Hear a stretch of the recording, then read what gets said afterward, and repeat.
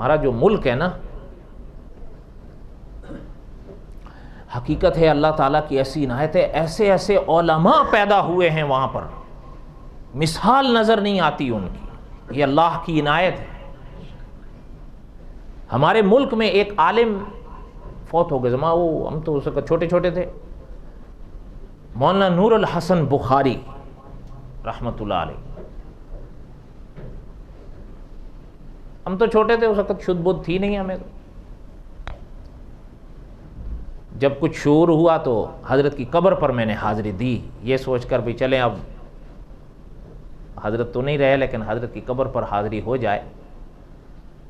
پاس ہی تھے ہم، اور ہو سکتا ہے آپ اتفاق کریں یا نہ کریں۔ ایک بات آپ کو موتی دیتا ہوں، مولانا یوسف لدھیانوی صاحب رحمۃ اللہ علیہ نے لکھا ہے کہ مرنے کے بعد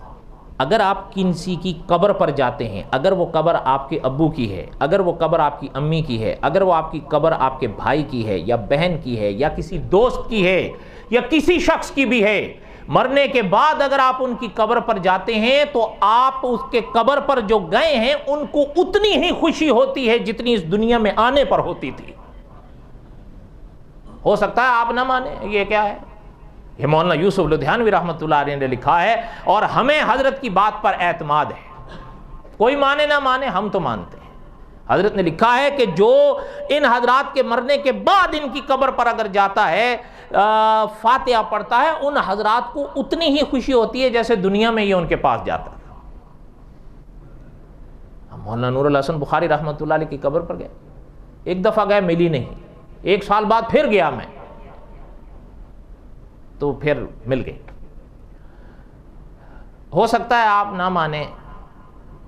آپ یقین کریں، آپ حضرت کی قبر کے کیا کہتے ہیں، 35 پیروں والی جانب جو ہے، کیا کہتے ہیں اس کو، اس جانب کھڑے ہو جائیں